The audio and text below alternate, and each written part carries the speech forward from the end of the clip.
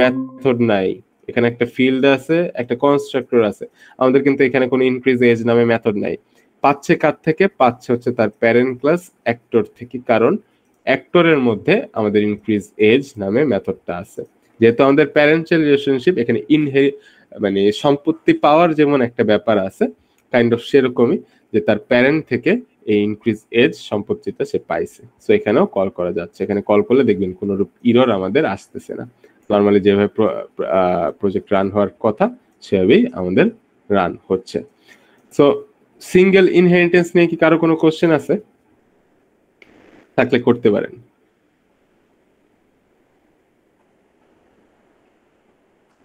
Single inheritance নিয়ে কি কারো কোনো কোশ্চেন আছে? আচ্ছা, তাহলে আমরা একটু সামনের দিকে আগাই।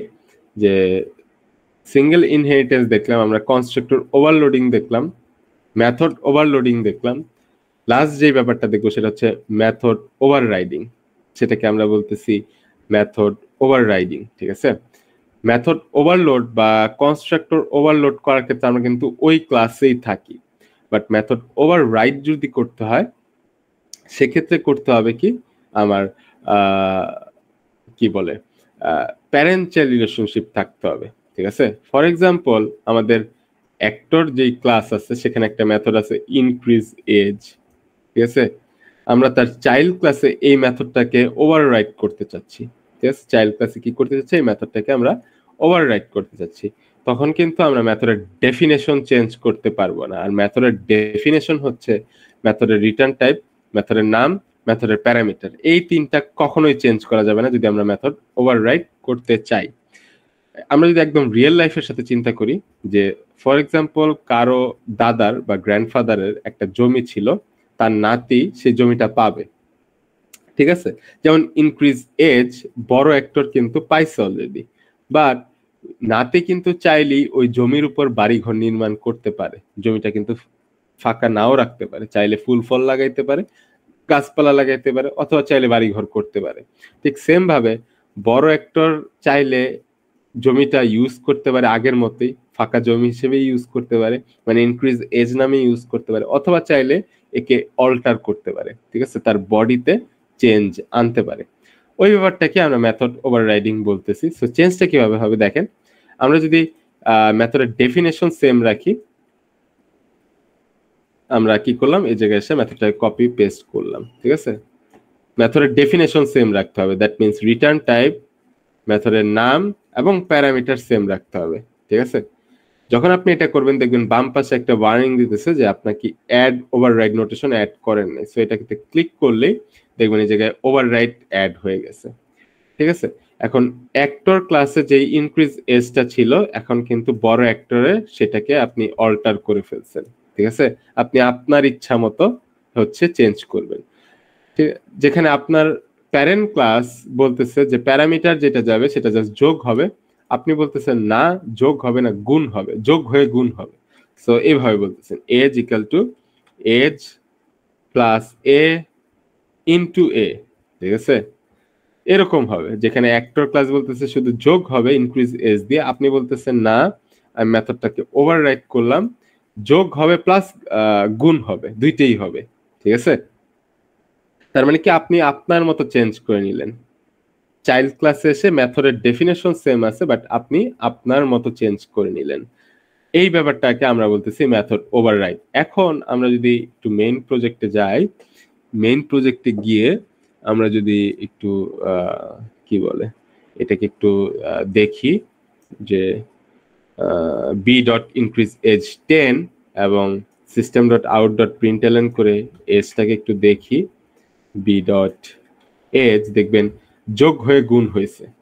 ঠিক আছে, আমি রান করি, দেখেন বয়স আছে 160। ঠিক আছে, মানে 10 যোগ হয়ে আবার গুণ হয়েছে, কাইন্ড অফ এরকম। ঠিক আছে, এই যে প্রথম যেহেতু আমাদের যে বডমাসের রুলস আছে, আগে গুণ হয়েছে, এরপর হচ্ছে আগের বয়সের সাথে জাস্ট যোগ হয়ে গেছে।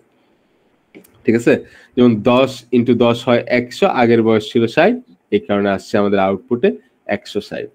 সো ব্যাপারটা এরকম যে আপনার দাদা আপনাকে জমি দিয়ে গেছে, চাইলে আপনি জমি অল্টার না করে সেটা অ্যাজ ইউজুয়াল ফেলায় রাখতে পারেন, যে যা আছে সেটাই থাকুক। ঠিক আছে, অথবা চাইলে সেটাকে অল্টার করতে পারেন। আরেকভাবে যদি চিন্তা করেন যে আপনার দাদা আপনাকে একটা বাড়ি দিয়ে গেছে, আপনি চাইলে সেটা ভাড়া দিয়ে চলতে পারেন যে ভাড়া চলতে থাকুক, আমি ওইভাবেই চলবে। অথবা আপনি চাইলে সেটাকে ভেঙে নতুন করে করতে পারেন। ঠিক আছে? যে মেথড আপনার অলরেডি আছে, আপনি চাইলে এক্সিস্টিং টা ইউজ করতে পারেন অথবা আপনি অল্টার করে চাইলে ইউজ করতে পারেন। ঠিক আছে? এই ব্যাপারটাকে আমরা বলতেছিলাম method overriding. So method overloading বা কনস্ট্রাক্টর ওভারলোডিং কিন্তু সেম ক্লাসে হয়ে থাকে। বাট মেথড ওভাররাইডিং করার জন্য কিন্তু প্যারেন্ট ক্লাসে একটা মেথড থাকতে হবে। চাইল্ড ক্লাসে এসে সেই মেথডটার ডেফিনেশন চেঞ্জ করব না, বাট বডি চেঞ্জ করব। ঠিক আছে? ডেফিনেশন চেঞ্জ করা যাবে না, বাট কিন্তু বডি চেঞ্জ করব। যেমন ফর এক্সাম্পল আমি এর ডেফিনেশন চেঞ্জ করে দিলাম। আগেরটায় প্যারামিটার ছিল, এখানে প্যারামিটার নাই। দেখেন এরর চলে আসছে ওভাররাইডের নিচে। ঠিক আছে? সো আমার কিন্তু ডেফিনেশন চেঞ্জ করা যাবে না। ডেফিনেশন চেঞ্জ করা যাবে না। চেঞ্জ কোথায় হবে? জাস্ট এই ব্র্যাকেটের ভিতরে বা বডিতে যতটুকু আছে সেটাতে আমরা চেঞ্জ করতে পারবো। প্যারেন্ট ক্লাসে সেই মেথডটা থাকবে। ঠিক আছে? চাইল্ড ক্লাসে ডেফিনেশন সেম রেখে জাস্ট বডিতে আমরা চেঞ্জ আনবো। এটাকেই আমরা বলতেছিলাম মেথড ওভাররাইডিং। সো আজকে আমরা তিনটা ব্যাপার দেখলাম। এক হচ্ছে সিঙ্গেল ইনহেরিটেন্স ব্যাপারটা কি জিনিস, এক হচ্ছে কনস্ট্রাক্টর ওভারলোডিং কি জিনিস, একটা হচ্ছে মেথড ওভারলোডিং কি জিনিস, একটা হচ্ছে মেথড ওভাররাইডিং কি জিনিস। সো এই টপিকগুলি নিয়ে কি কারো কোনো কোশ্চেন আছে? কোশ্চেন থাকলে করতে পারেন। কারো কোনো কোশ্চেন থাকলে করতে পারেন। স্যার আপাতত নেই। আপাতত নাই, হয়তো কেউ রেকর্ড করছে, রিভিউ করলে হয়তো সেখান থেকে কোশ্চেন আসতে পারে। পরবর্তী ক্লাসেও জিজ্ঞেস করতে পারেন অথবা রেকর্ড দেখে দেখেও করতে পারেন, কোনো প্রবলেম নাই। আজকে আমাদের এই পর্যন্ত থাকবে। তার আগে আমরা একটু অ্যাটেন্ডেন্সটা একটু নিয়ে নিই। কেউ কি রেকর্ড করছেন নাকি করেনি নাই রেকর্ড? হ্যাঁ রেকর্ড, তাহলে রেকর্ড অফ করে দিতে পারেন। এইটুকু আমাদের ক্লাস। আপনি হচ্ছে একটু গুগল ড্রাইভে আপলোড করে